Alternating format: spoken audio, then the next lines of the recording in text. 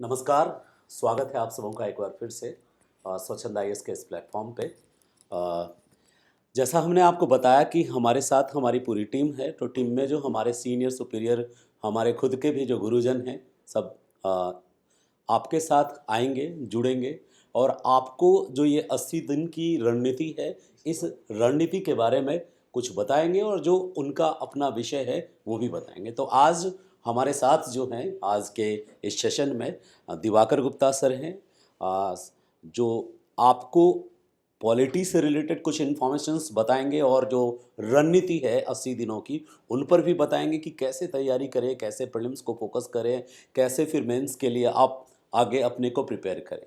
तो दिवाकर गुप्ता सर के बारे में बता दूं आपको कि पूरे मुखर्जी नगर में वन ऑफ द नोन है, नोन फैकल्टी ऑफ पॉलिटी हैं।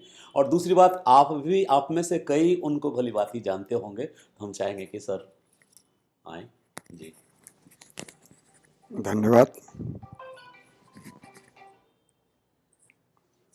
नमस्कार मित्रों, स्वच्छंद आईएएस में आप सभी का बहुत बहुत स्वागत है।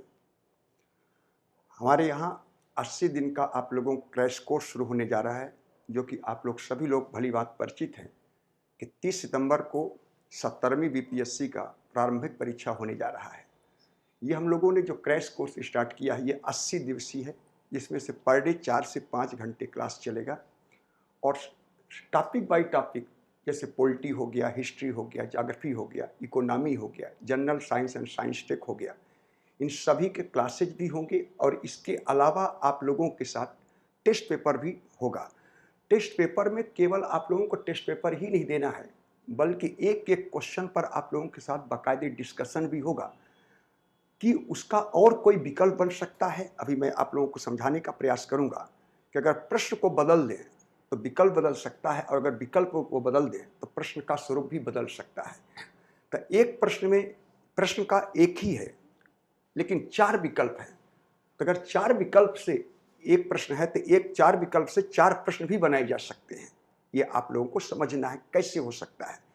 तो चूंकि मेरा सब्जेक्ट पॉलिटी है, तो मैं आप लोगों के सामने पॉलिटी पर ही डिस्कस करेंगे। बाकी हमारे जो अन्य टीचर हैं, वो लोग अपने अपने सब्जेक्ट पर डिस्कशन करेंगे। तो मैं देख रहा था कि जैसे मैं एक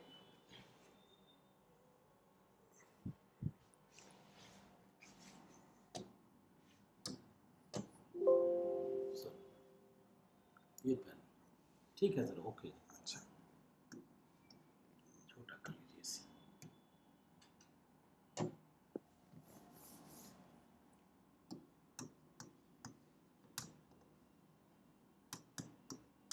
पॉलिटी प्रीलिम्स में आप लोगों के सामने मैं कुछ प्रश्न रख रहा हूं, उसको आप लोगों को समझना। चूंकि यहाँ पीपीटी तो नहीं बना हुआ है, लेकिन मैं आपको ओरली बता रहा हूं। जैसे एक प्रश्न आया हुआ है कि निम्नलिखित में से कौन नियंत्रक एवं महालेखा परीक्षक की रिपोर्ट को लोकसभा में जमा करने से पहले विस्तार पूर्वक जांचता है। सीएजी अपनी जांच रिपोर्ट देता है राष्ट्रपति को, और राष्ट्रपति उस जांच रिपोर्ट को संसद में रखवाता है। लेकिन संसद में जाने से पहले संसद की एक कमेटी होती है जिसका नाम है पब्लिक अकाउंट कमेटी, लोक लेखा समिति। लोक लेखा समिति सीएजी की जांच रिपोर्ट की पुष्टि करता है। तो इसके लिए हमारे यहाँ पब्लिक अकाउंट कमेटी का गठन किया गया है, जो कि भारत की सबसे ओल्डेस्ट पार्लियामेंट्री कमेटी है। एक तो ये भी आप लोगों से प्रश्न पूछा जा सकता है कि भारत की सबसे ओल्डेस्ट पार्लियामेंट्री कमेटी कौन है, तो इसके हम लोग उत्तर देंगे लोक लेखा समिति, जो कि 1921 में मॉन्टेग्यू चेम्सफोर्ड रिफॉर्म के आधार पर इसका गठन किया गया था। आज़ादी के बाद भी इसका गठन किया गया। ये एक ज्वाइंट पार्लियामेंट्री कमेटी है जिसमें 22 सदस्य होते हैं, 15 सदस्य लोकसभा के और 7 सदस्य राज्यसभा से होते हैं। ये ज्वाइंट पार्लियामेंट्री कमेटी के रूप में काम करती है। लोक लेखा समिति के अध्यक्ष की नियुक्ति लोकसभा स्पीकर के द्वारा किया जाता है, और ये कमेटी अपनी जांच रिपोर्ट भी लोकसभा स्पीकर को ही देती है। तो इतने डायमेंशन से अगर आप लोग तैयारी कर ले, तो मुझे नहीं लगता कि इस टॉपिक संबंधित कोई प्रश्न आएगा तो अब आप लोगों से चूक हो सकती है। तो इस प्रकार के हम लोगों को पढ़ाने का तरीका होगा। तो मैंने अभी आप लोग केवल एक लोक लेखा समिति के बारे में सिंपल से बताया कि सीएजी जो अपनी जांच रिपोर्ट देता है उस जांच रिपोर्ट की पुष्टि करता है पब्लिक अकाउंट कमेटी। कैसी कमेटी है? तो ज्वाइंट पार्लियामेंट्री कमेटी है, और ज्वाइंट पार्लियामेंट्री कमेटी है तो इसमें 22 सदस्य हैं। पीएससी के अंदर 22 सदस्य होते हैं, जिसमें 15 + 7, 15 लोकसभा के होंगे, 7 राज्यसभा के होंगे। एक चीज हमेशा ध्यान रखेंगे, ये किसी राज्य लोक सेवा आयोग की प्रारंभिक परीक्षा में आया है कि किसी भी ज्वाइंट पार्लियामेंट्री कमेटी की सदस्य संख्या का अनुपात हमेशा 2:1 में होगा। यहां भी आप लोग देखेंगे तो 2:1 में ही दिखाई दे रहा है, क्योंकि लोकसभा की सदस्य संख्या राज्यसभा की सदस्य संख्या के दुगुनी से ज्यादा है। तो अगर सदस्य संख्या दुगुनी से ज्यादा होगा तो हमेशा उस ज्वाइंट पार्लियामेंट्री कमेटी की सदस्य संख्या का अनुपात 2:1 में होगा। यह भी किसी राज्य लोक सेवा आयोग की परीक्षा में प्रश्न पूछा है कि ज्वाइंट पार्लियामेंट्री कमेटी की सदस्य संख्या का अनुपात क्या होता है, तो आप लोग 2:1 बताएंगे। अब इसमें कोई भी हो, जैसे 30 सदस्य ही है तो उसमें 20 सदस्य होगा, 45 सदस्य है तो 30 और 15 होगा। हमेशा ज्वाइंट पार्लियामेंट्री कमेटी की सदस्य संख्या का अनुपात 2:1 में ही देखना है।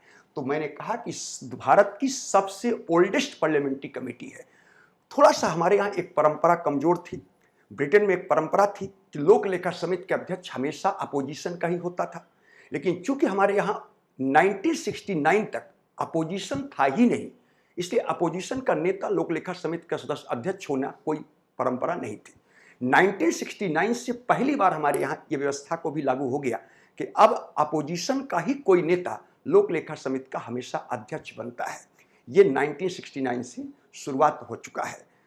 तो इसको भी आप लोगों को ध्यान रखना। मैं एक सिंपल क्वेश्चन आप लोगों के सामने डिस्कस किया था। बाकी इसके विकल्प के रूप में स्थायी समिति भी है, प्राक्कलन समिति एस्टिमेट कमेटी भी है, लोक लेखा समिति इसका आंसर ही है, पब्लिक अंडरटेकिंग कमेटी भी है।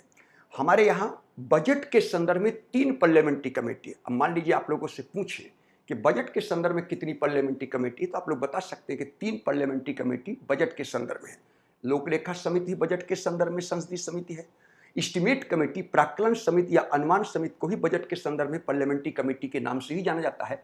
और 1963 में लंका सुंदरम समिति की सिफारिश के आधार पर कमेटी ऑन पब्लिक अंडरटेकिंग इसका गठन किया गया। यह भी एक ज्वाइंट पार्लियामेंट्री कमेटी के रूप में काम करती है और सीएजी की जांच रिपोर्ट की पुष्टि ये भी करेगी, लेकिन ये केवल और केवल अंडरटेकिंग के संदर्भ में करेगी। तो ये ध्यान रखेंगे, लोक लेखा समिति सभी मामलों की जांच करेगी, जबकि कमेटी ऑन पब्लिक अंडरटेकिंग केवल और केवल अंडरटेकिंग के मामले में जांच करने के लिए कमेटी बनाई गई है 1963 में। वेरी वेरी इंपॉर्टेंट है, किस कमेटी की रिकमेंडेशन पर बना था, तो ध्यान रखिएगा लंका सुंदरम समिति की सिफारिश के आधार पर 1963 में कमेटी ऑन पब्लिक अंडरटेकिंग का गठन किया गया था। इस प्रश्न पर हम लोग इतने विस्तार से अगर चर्चा करेंगे तो कहीं ना कहीं आप लोगों का कोई प्रश्न आएगा तो आंसर देने की स्थिति में जरूर आप लोग होंगे, और आप लोग कहीं से भी कंपेयर करेंगे तो आप लोगों को अलग ही सीन दिखाई देगा। दूसरा, जैसे मैं एक क्वेश्चन देखता हूं कि किस संविधान संशोधन अधिनियम के द्वारा संविधान में राष्ट्रपति के लिए संविधान संशोधन विधेयक पर सहमति देना अनिवार्य किया गया। सहमति देना अनिवार्य है, संविधान संशोधन विधेयक पर सहमति देना। पहली बात ध्यान रखेंगे, संविधान संशोधन विधेयक ही एक ऐसा विधेयक है जिस पर संसद के दोनों सदनों को बराबर का अधिकार है। और 79 में कहा गया कि संघ के लिए एक संसद होगी जो राष्ट्रपति, राज्यसभा और लोकसभा से मिलकर बनी होगी।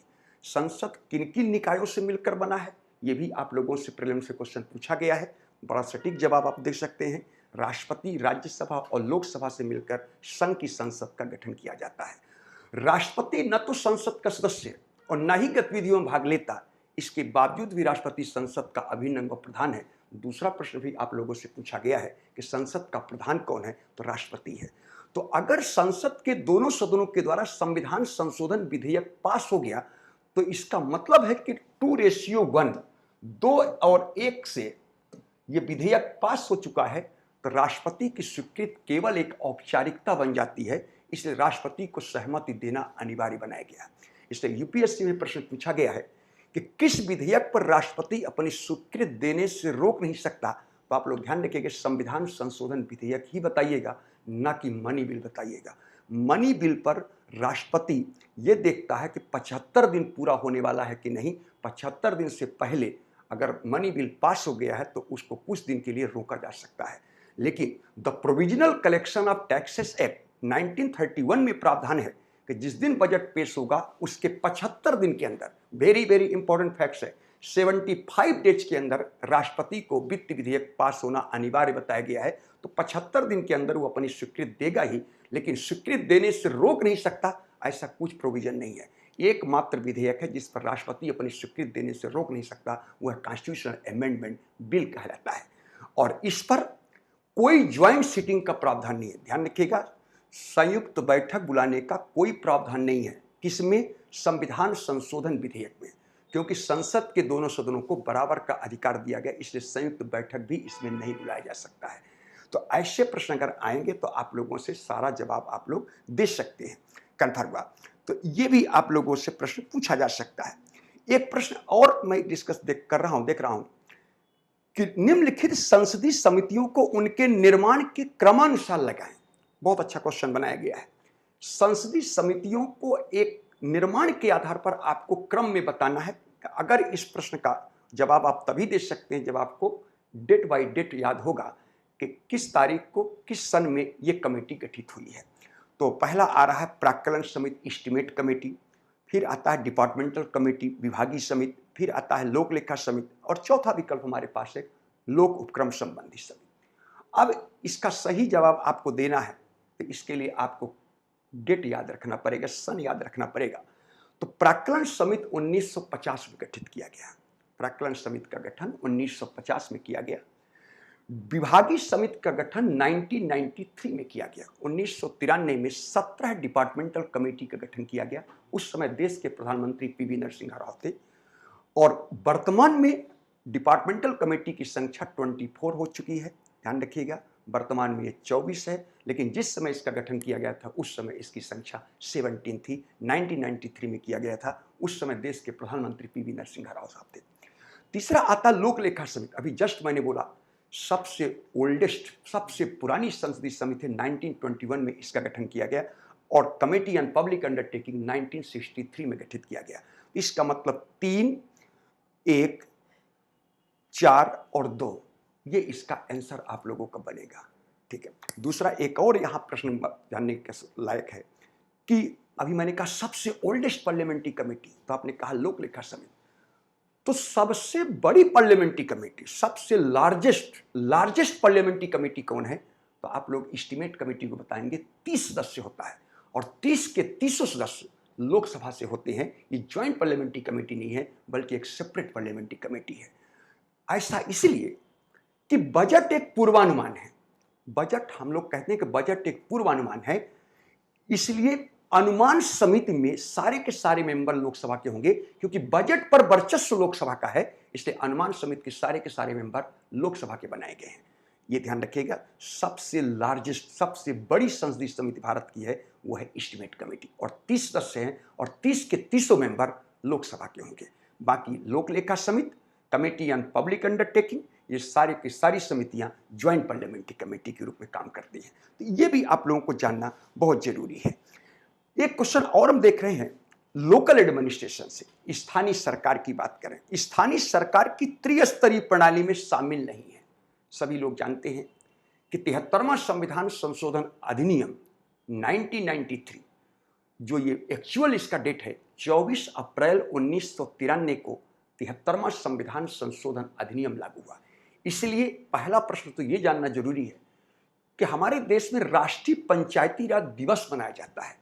वो 24 अप्रैल को हम लोग राष्ट्रीय पंचायती राज दिवस के रूप में मनाते हैं, क्योंकि उसी दिन हमारे यहाँ पंचायती राज लागू हुआ है। और भारत में त्रिस्तरीय पंचायती राज प्रणाली है, जो कि अनिवार्य के रूप में दिखा गया है। लेकिन जिन राज्यों की जनसंख्या 20 लाख तक या उससे कम होगी, वहाँ मध्य स्तरीय पंचायत नहीं होगा, तो वहाँ पंचायत के 2 स्तर का ही प्रावधान किया गया है। लेकिन सामान्यतः पंचायत के 3 स्तर का प्रावधान, जैसे बिहार में पंचायत के 3 स्तर हैं, ग्राम स्तर, ब्लॉक स्तर और जिला स्तर।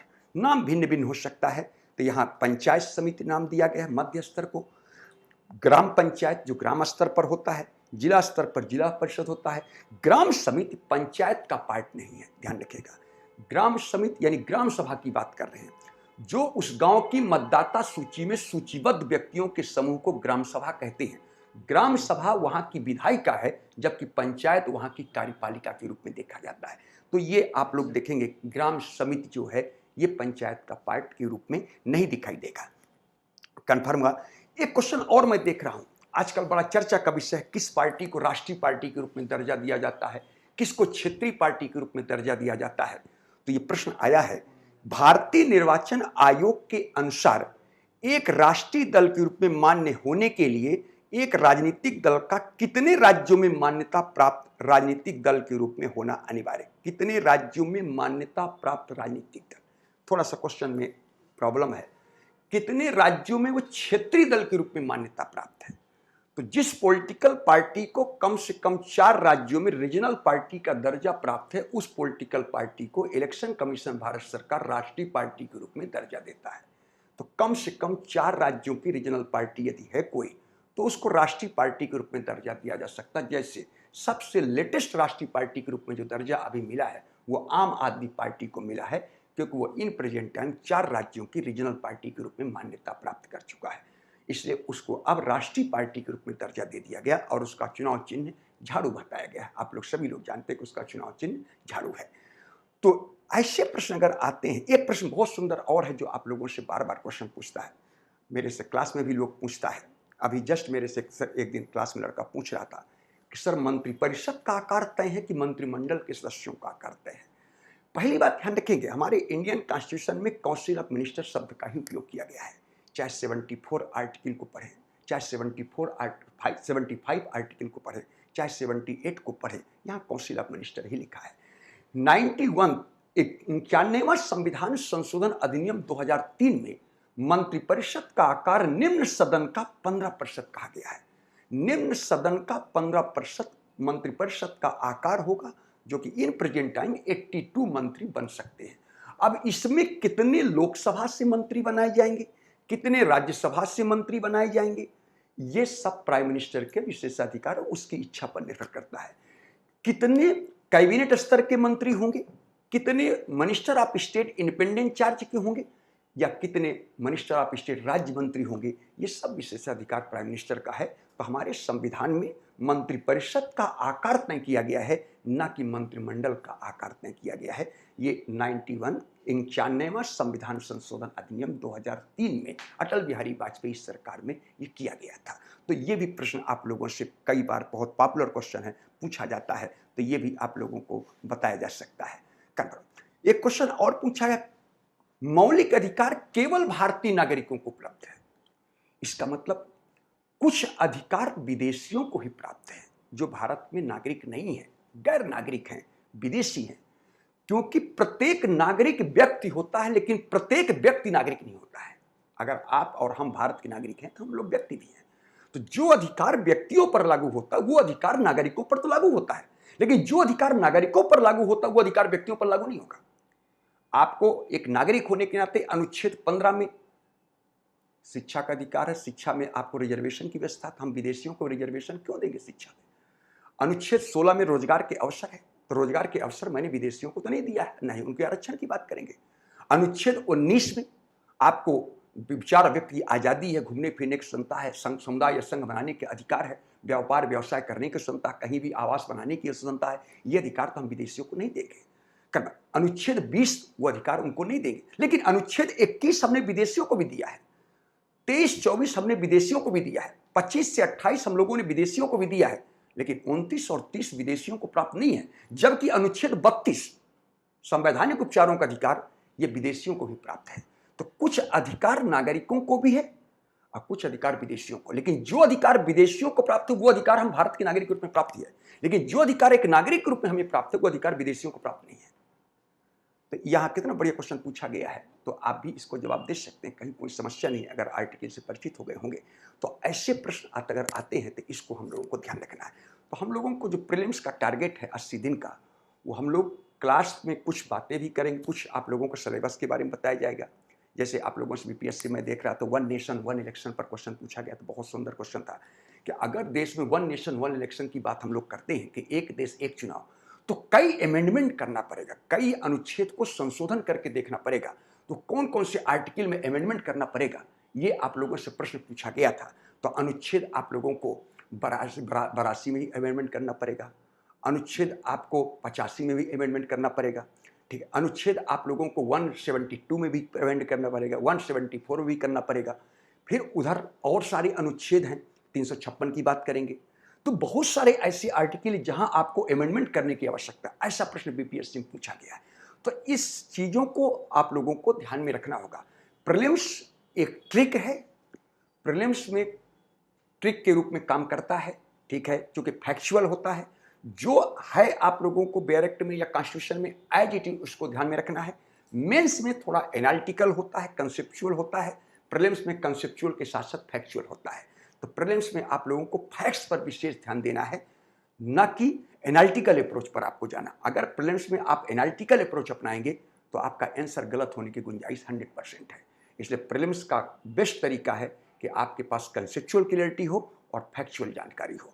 अगर आपके पास तथ्यात्मक जानकारी है और थोड़ी सब्जेक्ट की अवधारणात्मक समझ है, कंसेप्चुअल क्लियरिटी है, तो आपको प्रीलिम्स निकालने में कहीं कोई समस्या नहीं आएगी। ये मेरा अपना सुझाव है। दूसरी बात, जब भी कोई प्रश्न सॉल्व करें तो एक प्रश्न में मैंने कहा 4 विकल्प है। तो अगर एक प्रश्न में 4 विकल्प है तो 4 विकल्प से 4 प्रश्न भी बनाए जा सकते हैं।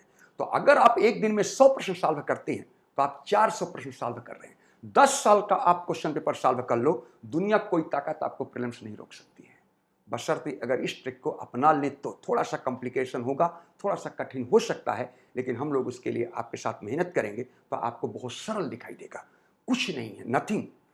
दूसरी बात, पॉलिटी में समसामयिक मुद्दों को भी थोड़ा सा ध्यान रखना है। समसामयिक मुद्दे मतलब जैसे अभी आप लोग देखें कि हमारे यहाँ 18 सितंबर 2023 को जो नया संसद भवन है उसमें विशेष सत्र चला।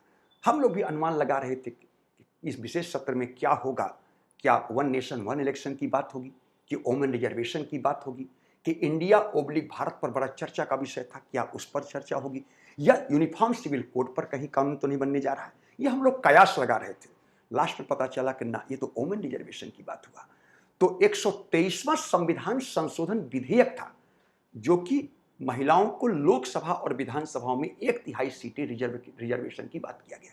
लेकिन ये 106वां संविधान संशोधन अधिनियम 2023 बना, जिसको नारी शक्ति बंधन अधिनियम 2023 के नाम से जाना जाता है, जिसमें लोकसभा और विधानसभाओं में महिलाओं के लिए 1/3 सीटें आरक्षित है। लेकिन सबसे महत्वपूर्ण चीज इसमें ओबीसी महिलाओं को रिजर्वेशन नहीं है, जबकि एसटी और एससी महिलाओं को आरक्षण दिया गया है। ये शायद प्रश्न इस बार यूपीएससी में भी पूछा गया था, तो इस प्रश्न को ध्यान में रखना है। कई बार प्रश्न का स्वरूप बहुत सरल होता है। जैसे अभी यूपीएससी में पूछा कि संविधान सभा की जब पहली बैठक हुई, तो सभी लोग जानते हैं कि 9 दिसंबर 1946 को संविधान सभा की पहली बैठक हुई, जिसके अस्थायी अध्यक्ष डॉक्टर सच्चिदानंद सिन्हा को बनाया गया था, जिसको आजकल हम लोग बड़ा चर्चा का नाम है प्रोटेम स्पीकर के रूप में। प्रोटेम स्पीकर अभी भी चर्चा का विषय था कि सबसे सीनियर मोस्ट मेंबर को प्रोटेम स्पीकर के रूप में शपथ दिलाया जाता है, लेकिन थोड़ा सा इस बार प्रॉब्लम आया था, काफी चर्चा का विषय था। तो सच्चिदानंद सिन्हा को प्रोटेम स्पीकर बनाया गया। अब प्रोटेम स्पीकर के 2 महत्वपूर्ण काम है। पहला कि चुने हुए सदस्यों को शपथ दिलाना, और दूसरा स्पीकर का चुनाव कराना। और जैसे स्पीकर का चुनाव हो जाता है, प्रोटेम स्पीकर कार्यकाल समाप्त हो जाता है। यही बात संविधान सभा में था कि 11 दिसंबर 1946 को डॉक्टर राजेंद्र प्रसाद संविधान सभा के स्थायी अध्यक्ष बन गए। तो उससे पहले हमारे यहाँ प्रोटेम स्पीकर के रूप में कौन काम किया, तो डॉक्टर सच्चिदानंद सिन्हा भारत के प्रोटेम स्पीकर के रूप में संविधान सभा में काम किए थे। ऐसे भी प्रश्न आप लोगों से पूछा जा सकता है। अभी एक प्रश्न बड़ा सुंदर पूछा गया, बहुत ही फैक्चुअल है, कि अब तक कितने बार परिसीमन आयोग गठित हुआ। 4 बार अब तक परिसीमन आयोग गठित हो चुका है, 1952 में, 1962 में, 1972 में और 2002 में। ऐसे भी प्रश्न आप लोगों से पूछा जा सकता है। तो कई बार कंसेप्चुअल से भी प्रश्न प्रीलिम्स में आ सकता है और कई बार फैक्चुअल से भी प्रश्न पूछा जा सकता है। तो आप लोगों को फैक्चुअल भी तैयार रखना है और आप लोगों को कंसेप्चुअल क्लियरिटी भी होनी चाहिए, ताकि जो भी पॉलिटी से 20-22 प्रश्न आता है बीपीएससी में, उसमें आप लोगों को कहीं कोई समस्या ना, सटीक जवाब दिया जा सकता है। ठीक है, तो आज मैं यहीं तक रखता हूं, फिर हम लोग धीरे धीरे क्लास करेंगे। तब तक आप आलोक सर से बात करें। धन्यवाद। बहुत बहुत धन्यवाद सर। पूरे संस्थान के लिए, आपके इस परिवार के लिए बहुत ही सौभाग्यशाली दिन है कि जितने भी अपने गुरुजन हैं, जो भी हमारे